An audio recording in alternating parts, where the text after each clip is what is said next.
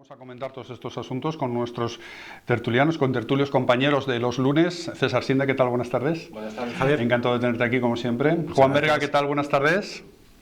Buenas tardes, encantado de veros. Bien, estábamos hablando del impacto del tema Amazon, del tema Dana en el Partido Popular César, que sigue apostando por su presidente en Valencia, entre otras cosas porque sería suicida en este momento hacer un cambio, ¿no? Sí, sobre todo porque la izquierda está haciendo lo que siempre hace cada vez que hay hechos extremos, digámoslo así, que es politizarlo. Y cuando desde el Partido Popular intentan explicar las cosas, les acusan de aprovechar el dolor de las víctimas políticamente. Entonces, es la trampa perfecta que siempre tiende la izquierda, lo hemos visto en muchas otras ocasiones. El antecedente más claro que yo encuentro es lo sucedido en la Comunidad de Madrid durante la pandemia con las residencias de ancianos. En toda España, por desgracia, murieron ancianos en las residencias, pero solo parece que importa lo que pasó en Madrid, a pesar de que el Colegio de Médicos certificó que no hubo órdenes políticas para no derivar a personas ancianas de las residencias a los hospitales. La Sociedad Española de Geriatría también lo confirmó. Hay registros de entrada de personas ancianas residentes en residencias de ancianos, valga la redundancia, por hasta 10.300 personas mayores que se trasladaron a los centros hospitalarios. Y a pesar de todo eso, y a pesar de que ya van más de 25 querellas desestimadas por la justicia contra el gobierno de Isabel Díaz Ayuso, la izquierda sigue, R que R, contando machaconamente el mismo relato, que no los mismos datos. Pues con esto están haciendo lo mismo. Con lo que está diciendo César Sinde me da pie para el tema de los relatos. El relato, lo de la Dana se ha convertido en una guerra de relatos y Pedro Sánchez está fabricando uno en el que Carlos Mazón asume toda la culpa y él se queda como en un segundo plano, pero además en una actitud de ayudar en todo lo que puede. Lo último que ha pedido, y lo van a escuchar ahora, es que la gente aplauda en los balcones, como decía César, recordando la pandemia, como se hacía en la pandemia, salir a las 8 de la tarde a aplaudir. Bien, esto que parece una cosa como bien intencionada, que esconde detrás, volver a sembrar la división en la sociedad y que haya gente que aplauda, gente que no aplauda, gente que diga fuera Sánchez, gente que diga viva Sánchez. Esto es lo que persigue el presidente del gobierno con declaraciones y con peticiones como esta que hacía hoy. De manera equitativa. Yo recuerdo durante la pandemia, a las 8 de la tarde todos los ciudadanos de Valencia y del resto de España nos convocábamos en los balcones para aplaudir a los profesionales sanitarios. Hoy hay que hacer lo mismo con todos los servidores públicos, de todas las administraciones públicas, que están trabajando codo, con los vecinos y vecinas, con las ONGs, a los cuales toda esta amalgama, ¿no?, de desinformadores y de bulos lo que hacen es señalar injustamente. Bueno, todos somos Estado. Todos somos estados y todos tenemos que salir a aplaudir a los balcones a las 8 de la tarde. Juan Berga, no sé qué análisis haces de esta petición del presidente del gobierno. Pues hombre, me da un poco de vergüenza. Quiero decir que en la pandemia salíamos a las 8 de los balcones hasta que dejamos de salir. Es decir, hubo un momento en que el agotamiento social y la desconfianza política fue tal que la gente ya no salía a los balcones. Entonces, esto que dice Sánchez para salvar, dice él, a la administración pública, una de las cosas que ha fallado en Valencia, quiero decir que ha fallado Mazón y que ha fallado Sánchez, y yo creo que Mazón tendrá grandes dificultades políticas en el futuro, dentro de su propio partido incluso, pero una de las cosas que ha fallado es la administración pública. Es decir, el que tenía que decirle a la consejera de emergencias que existía un sistema de emergencias era un funcionario. Los mejores administradores de logística del país están en los mejores puertos de Europa del Mediterráneo, que son en Valencia. Hay una base militar en Bétera, donde hay un montón, por cierto, con mando internacional por su calidad, que está allí. Es decir, que los que merecen en todo caso el aplauso son los voluntarios que han ido sin ONGs y sin nadie. Es decir, a mí lo del aplausito ya en la pandemia me parecía un poco chungo, pero desde luego ahora mismo que tengamos que salir a aplaudir, que los valencianos tengan que salir a aplaudir a los balcones primero, saldrán aquellos que tengan balcones, ¿verdad? Porque hay gente que no tiene balcones para salir. Entonces a mí me parece que estamos todavía en el momento de reconstruir, primero de limpiar y segundo de empezar a reconstruir y después de analizar qué es lo que ha pasado. Y después de entonces, pues tendremos que pedir cositas. sean dimisiones o sean aplausos, ¿no? Este tipo de gestos en la pandemia se hicieron de una forma más o menos espontánea hasta que, como dice Juan Vergas, se dejaron de hacer o la gente lo fue dejando de hacer a medida que consideraba espontánea tampoco, Claro. Espontánea tampoco, perdona. Pero esto, cuando se hace la petición o se deja caer la petición desde una instancia de poder, lo único que pretende es crear división entre los que están a favor, los que están en contra, y polarizar más todavía, si cabe, a la sociedad española, que es lo que está buscando continuamente Pedro Sánchez con todas sus políticas. Y tenemos en el fondo de esto, César, y ahora te pregunto por ello, un enfrentamiento entre lo que es una administración autonómica, con lo que puede hacer o no puede hacer Carlos Mazón, y lo que es la presidencia del Gobierno de España, Pedro Sánchez, pues un poco cada uno a lo suyo y cada uno intentándose cubrir las espaldas, pero siempre Pedro Sánchez quedando un poco como encima, como por encima, como el aceite siempre. Escuchen. Más claro. Y sobre la segunda o la tercera pregunta y la primera pregunta, tiempo ahora para ello. Ahora estamos en lo que estamos. Y en lo que estamos es en servir a los ciudadanos, en responder de manera inmediata y urgente a sus necesidades, en reconstruir las zonas afectadas y en relanzar social y económicamente esas zonas afectadas. Y creo que hay que asumir que se pueden haber cometido errores sin ninguna duda. Hay que hacerlo con toda humildad. Durante todos estos días hemos repasado también todo lo que pasó aquellos días, con todos los avisos que sí que se dieron por parte de la Generalitat Valenciana durante los días anteriores, durante aquel día también, múltiples avisos hasta aquella alerta final, en base a las últimas informaciones que con respecto a la presa de Forata trasladaba el Gobierno de España, porque... César, no sé si ha habido algún episodio en la historia reciente de España en las que la gestión de una tragedia de este tipo al final se convierte en un pim pam pum, en una guerra cruzada entre dos administraciones, una de rango mayor, como es el Estado, y otra de rango menor, como es la autonomía, pero han conseguido que esto se convierta en eso. Sí. Porque, bueno, yo no sé la intención que haya podido tener el Gobierno central al actuar como actuó, pero los datos no avalan su relato, otra vez. Por ejemplo, el Gobierno tuvo constancia a las 6 de la tarde, se envía un correo electrónico desde la Confederación Hidrográfica del Júcar alarmando de que la presa de Forata puede desbordarse y que está en una situación de enorme riesgo. El ministerio de la señora Rivera contesta a la Confederación Hidrográfica del Júcar media hora después que ha recibido el correo, pero a las 6:30 de la tarde, pero no es hasta las 8 de la tarde cuando avisa a la Generalidad Valenciana. Y la Generalidad Valenciana emite ya una alerta a las 8:10.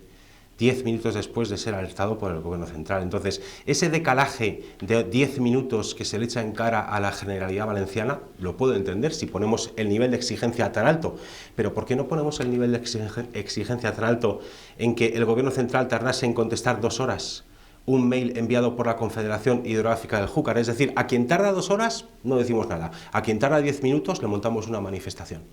Esa es la coherencia y ese es el criterio para exigir responsabilidades a unos y otros que está teniendo la izquierda.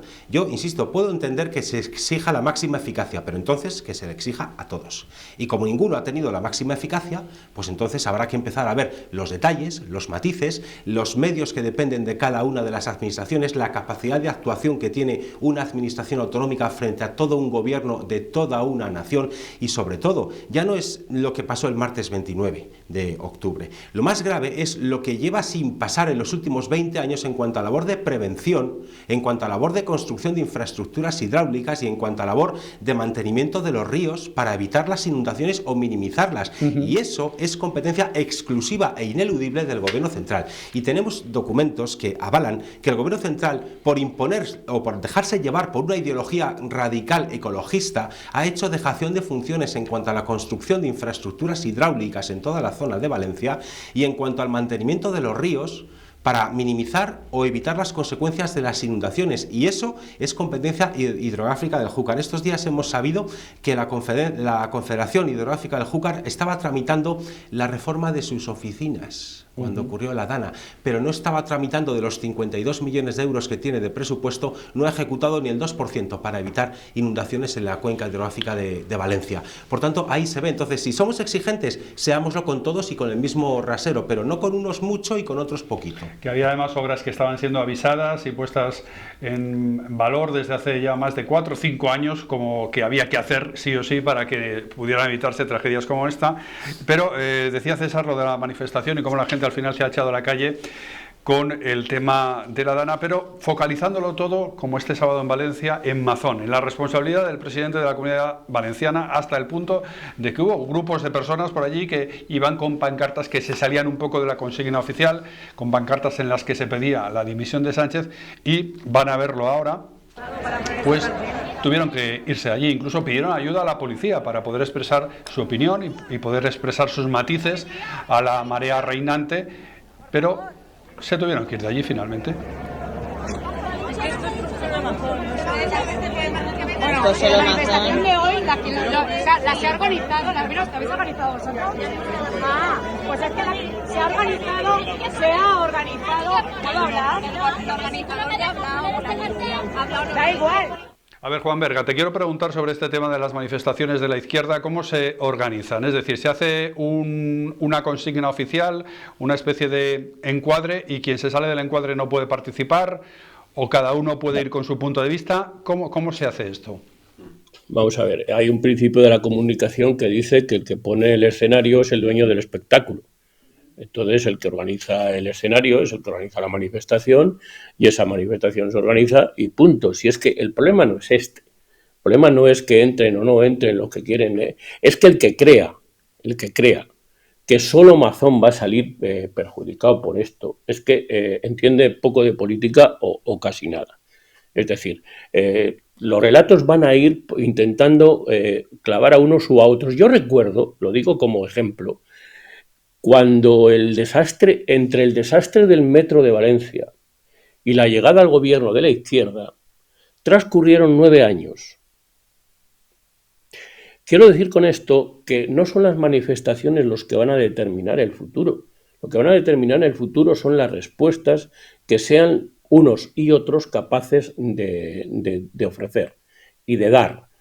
Y en esas respuestas Mazón tendrá que decir cosas. Él mismo ha anunciado que va a introducir cambios en el gobierno, y si no lo ha anunciado lo hará, con el pretexto de que va a haber una transformación que hay que reconstruir. El próximo jueves anunciará seguro que habrá un cambio de gobierno. Y en el gobierno estatal pues no sacarán más votos por mucho que hagan manifestaciones, que es que este no es el problema. O sea, el problema es que hemos tenido una crisis de Estado, y cuando digo crisis de Estado es una crisis de Estado casi fallido, donde han fallado muchas cosas. Es decir, estabais hablando de que hay que limpiar los cauces e invertir. Mira, tú sabes más que yo de esto. ¿Por qué los cauces en Valencia no están limpios? Porque los pueblos están vacíos, narices. ¿Quién limpiaba los cauces? ¿Y quién limpiaba los ríos? Pues los rebaños y los pescadores y la gente que había en los pueblos. Entonces, una España vaciada produce esto. El negacionismo climático, para cada cual opinará lo que quiera, pero que el Mediterráneo tenga una temperatura de 25 grados no solamente acaba con los pescados, porque el que haya ido este verano por allí habrá encontrado que no hay los pescados que había. Es que acaba también con el hecho objetivo de que las gotas frías no duran 2 días, duran más. En fin, todo este tipo de cosas tiene responsabilidades toda la administración, no solo la autonómica. Es decir, se le pueden querer cargar el muerto a Mazón, pero nadie va a comprar la tostada. Este es el problema que tiene Pedro Sánchez, que no van a comprar la tostada de que Mazón solo es el culpable. Luego, mirad, la Confederación Hidrográfica son corporaciones públicas clientelares que estaban sometidas a sospecha por parte del Tribunal de Cuentas. Entonces, más allá de que no acertaron ni con la presa que se iba a caer, ni con el barranco que subía, ni todo eso, además son organizaciones, administraciones clientelares bajo sospecha. Entonces, todo esto a mí lo que me tiene deprimido es que es una sensación de ausencia de Estado y de función pública tremenda, y que esto es lo que a los ciudadanos reclaman respuesta, estén en las calles o no estén en las calles, y se la tienen que reclamar a Mazón y a Sánchez. Porque una es responsabilidad compartida que se está politizando. Y luego hay otros temas, como los que tú dices, Juan, sobre, por ejemplo, la España vaciada y cómo incide que no haya gente en los pueblos a la hora de que esos arroyos, esos cauces estén como están, porque no hay actividad en esos pueblos, que era la que permitía, y que la consecuencia que tenía que hubiera actividad en esos pueblos es que los arroyos, los cauces estuvieran limpios, porque había gente por allí, y había gente por allí trabajando que tenía ese interés de que eso estuviera limpio, ¿no? Y luego aludías también al problema del cambio climático, que bueno, voy a hacer referencia a una campaña de los de Greenpeace que ya se han hecho presente, como no podía ser de otra forma en esta crisis, desplegando hoy en Madrid pues una gran pancarta como la que suelen hacer Sinde, pues contra el cambio climático. Aquí yo creo que vais a discrepar, Juan Berga y tú, pero ahí están los de Greenpeace hoy en Madrid, hablando ya del cambio climático como el gran causante de la tragedia de la Dana. O sea, nosotros estamos hablando de Mazón, de Sánchez, de los cauces de los ríos, de las obras que no se han hecho. Estos van más allá y hablan del cambio climático como el gran culpable. Sí, pero a mí estos señores de Greenpeace, que algún día tendrán que aclarar de dónde reciben el dinero que tienen, porque eso sería importante saberlo, es que claro, cuando me hablan del cambio climático yo me echo a reír, por no decir otra cosa más gráfica a estas horas de la tarde, porque vamos a ver, España no emite ni el 1% del CO2 que provoca el ser humano, ¿vale?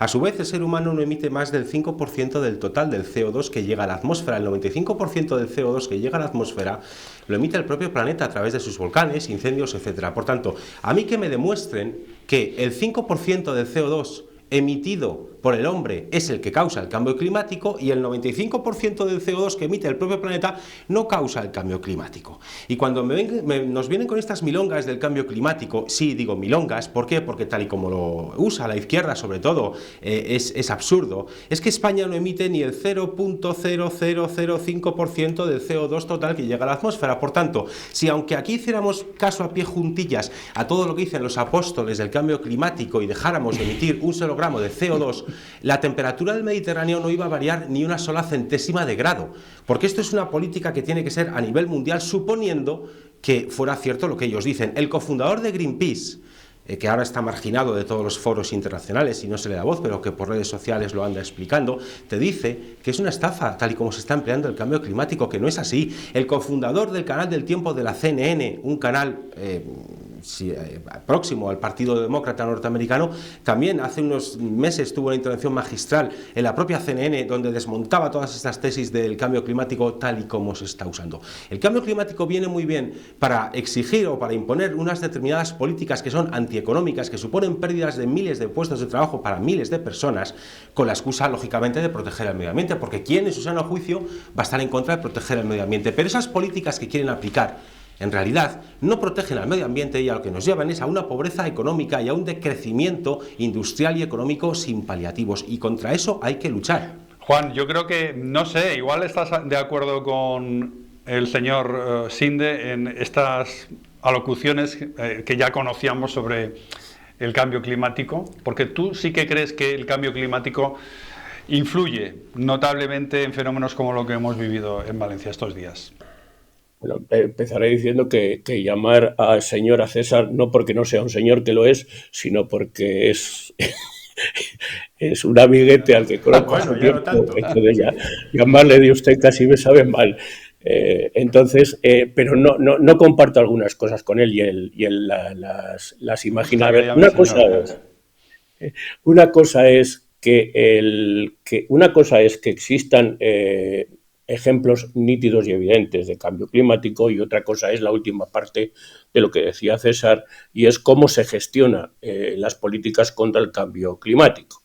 Es decir, si la gestión contra el cambio climático resulta ser una agenda digital que produce que los tomates españoles pues sean más caros que los tomates marroquíes, que por cierto compramos en Europa para sustituir a los tomates españoles, pues hombre, probablemente una persona con un mínimo conocimiento económico diría, pues a lo mejor hay que regular un poquito el ritmo de cómo se hacen las cosas y cómo se gestiona el cambio climático.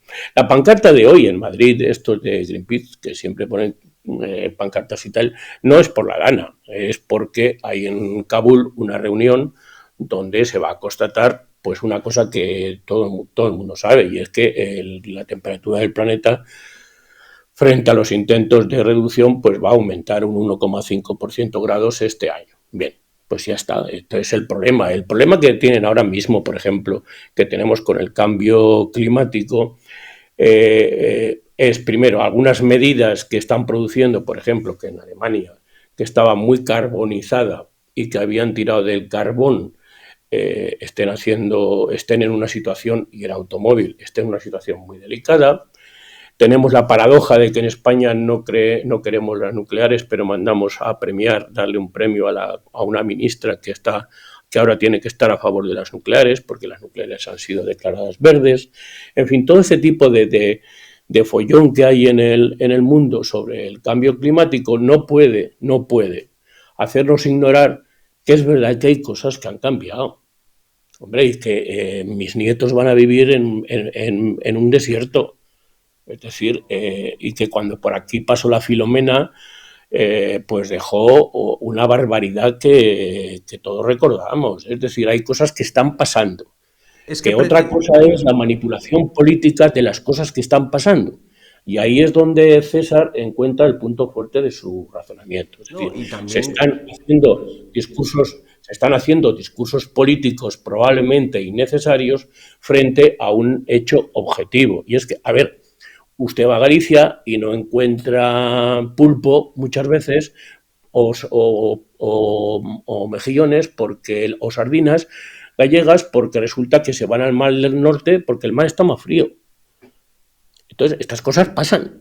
Y no podemos pero Juan, también la instalación de grandes generadores eólicos en el mar están espantando los bancos de pesca, como han denunciado los pescadores, y no hacen ni puñetero caso. Entonces, habrá que ver. No. Si es que, claro, es que yo lo que quiero es que distingamos yo lo que pediría es que distingamos entre los hechos objetivos que ocurren en la naturaleza debidos a la acción del hombre, del ser humano, del hombre y de la mujer. No se me vaya a enfadar a alguien porque me olvido de la mujer.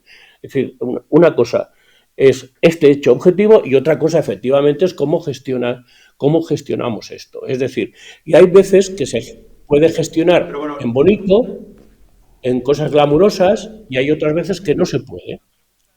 La pregunta es, y ya para terminar con el tema de cambio climático, ¿hasta qué punto el cambio climático está detrás de la Dana de este año o esto es una gota fría gorda como las que ha habido otras veces? Esa es la pregunta, por centrar el tema. Es que gotas frías, ¿cuántas ha habido en la historia? Entonces es una gota fría como tantas otras. Siempre las ha habido, y hay que tener en cuenta otra cosa, es que el planeta no ha tenido siempre la misma temperatura. Es que hace 1 año y medio, 2 años, salió la noticia de que se había deshelado un glaciar en Suiza, y una vez que se quitó el hielo había surgido una calzada romana. Por tanto, en época de los romanos ahí no había hielo. Es que en el 1800 el Támesis de Londres se congelaba y la gente andaba y patinaba sobre él, y hoy en día no se congela. Es que después de la Edad Media vino una pequeña edad de hielo en toda Europa, que eso luego remitió. Es que un planeta que tiene 40, 50, 60, 80 mil millones de años de antigüedad en el mundo, tenemos registros de temperaturas de los últimos 200 años frente a 50.000 millones de años, y ya nos creemos que en 50.000 millones de años que tiene el planeta Tierra ha habido siempre la misma temperatura. No, es que la placa de hielo en el polo está aumentando, hay más hielo que nunca. Entonces se está usando una serie de datos, por no hablar del Climagate, que pillaron a científicos del IPCC, del panel de científicos intergubernamental de la ONU, manipulando datos, eliminando los datos que no avalaban sus tesis y quedándose solamente con los datos que sí las avalaban, y eso está publicado, cualquiera lo puede buscar. Por tanto, esto es un negocio para justificar políticas que de otro modo muchísimos millones de personas en el mundo no aceptarían, y para imponer toda una agenda de cambios sociales que va contra la voluntad de las personas y su modo de vida. Vale. Juan, ¿lo de la Dana de Valencia tiene algo que ver con el cambio climático o no? Como César dice que esto es un episodio de gota fría.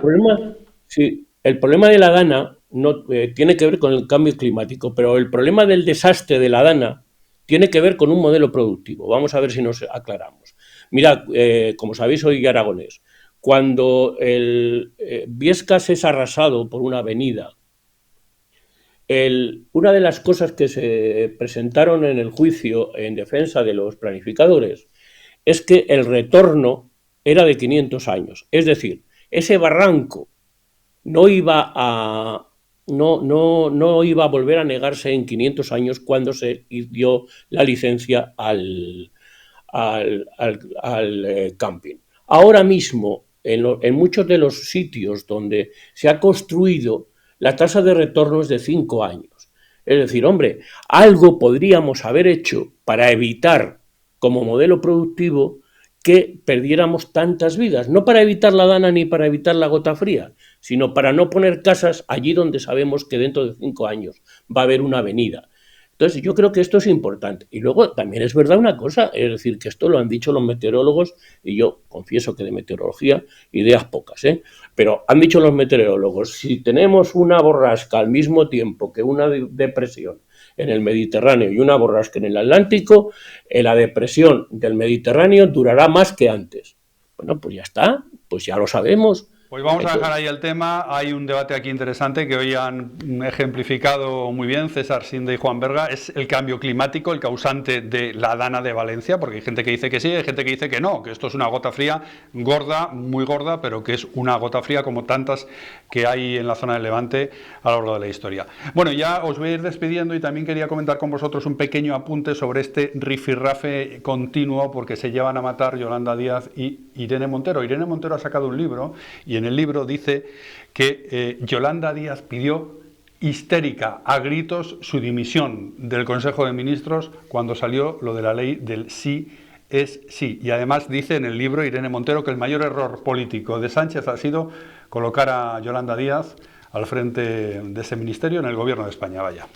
Pero es que no se pueden ni ver, ¿eh? No me extraña, pero lo que a mí me sorprende es que Pablo Iglesias la designase candidata cuando abandonó la política y salió del gobierno, porque todo el que conozca un poco la trayectoria de Yolanda Díaz sabe que es una persona que no es confiable. Traicionó a la gente con la que estaba en el Ayuntamiento de Ferrol, traicionó a José Manuel Beiras, del bloque nacionalista gallego, cuando estaba en el Parlamento gallego. Es una persona que ha medrado a costa de apuñalar a quienes son sus compañeros. Por tanto, que Pablo Iglesias la decretase sucesora, pues ahora obtiene el pago traidor que es habitual en Yolanda Díaz, de lo cual, por cierto, me alegro infinito, porque, oye, si tú promocionas a gente desleal que luego es desleal contigo, pues oye, en el pecado llevas la penitencia, ¿no? Yolanda Díaz, guerra a muerte con Irene Montero, porque este es el trasfondo también, Juan, del caso de Rejón, una guerra con navajas de Albacete entre Podemos y Sumar, vaya. Bueno, pero lo de Rejón es de una hipocresía cínica que a César seguramente si le das un minuto te la explicará de cine y tendrá razón. No, yo creo que aquí lo que hay es, han empatado, quiero decir, que Yolanda Díaz pida la dimisión de Irene Montero cuando la ley es sí, tiene razón. Pues lo pedimos todos. Que sí, luego votó que sí a la ley, aunque pida la dimisión. Por supuesto. A ver, Yolanda Díaz es esa señora que la trajeron de Galicia cuando yo había destrozado todo. Se la trajo el secretario de organización de Izquierda Unida para despedir a 5.000 militantes madrileños de Izquierda Unida que estaban sacando un 12% de votos. Entonces vino ella para expulsarlos a todos en un expediente sumarísimo tipo checa. Pero también tiene razón Irene, en este caso tiene razón Irene Montero cuando dice que un error de Sánchez es ponerla de vicepresidente, aunque el que puso la vicepresidenta pues fue Pablo Iglesias. ¿Por qué puso a Yolanda Díaz? Para tener tranquilo a lo que quedaba de Izquierda Unida y del Partido Comunista, que es lo que le iba a sostener a él para hacer la campaña en Madrid. Luego resultó que esto ya no sostiene nada, se creen que van a heredar una multinacional y lo que han heredado es un estanco, ¿no? Entonces, esto es lo que hay. Todo lo que hay. Juan, muchas gracias por estar con nosotros como cada lunes. Buenas tardes, que tengas una buena semana, ¿eh? Muchas gracias, nos hablamos. Un abrazo. Hasta luego. Adiós. Buenas tardes. César, buenas tardes. Gracias por estar con nosotros. Continuamos.